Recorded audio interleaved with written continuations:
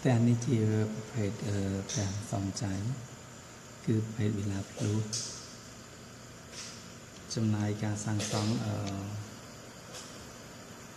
ต่างสองข้างนั้นเอาแต่จริงปีเมินดิจังเวยืนกะเลยมีจุ่มđấy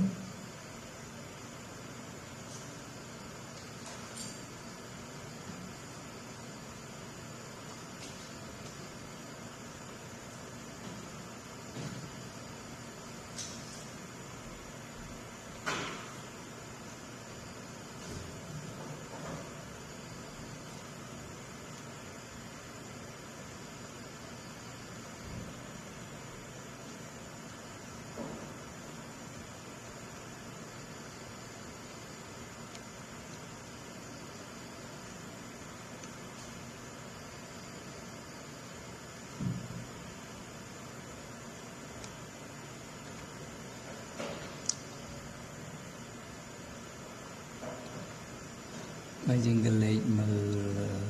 chọn to đây dừng vĩnh dừng mở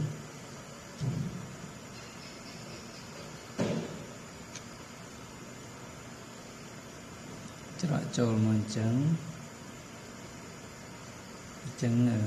trâu máu dừng nhìn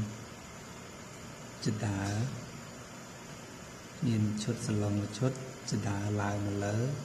ตกบายจะแขนบายให้หนึ่งประตูตึก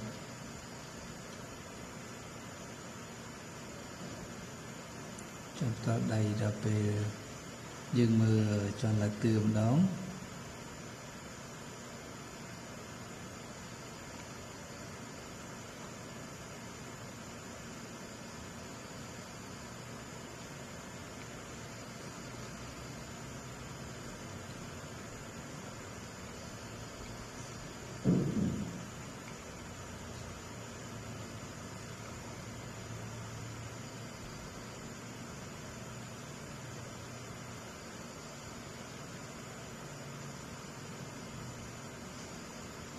จังละตือยังดัดตะแคงมวยเตะจังตะลีคลัง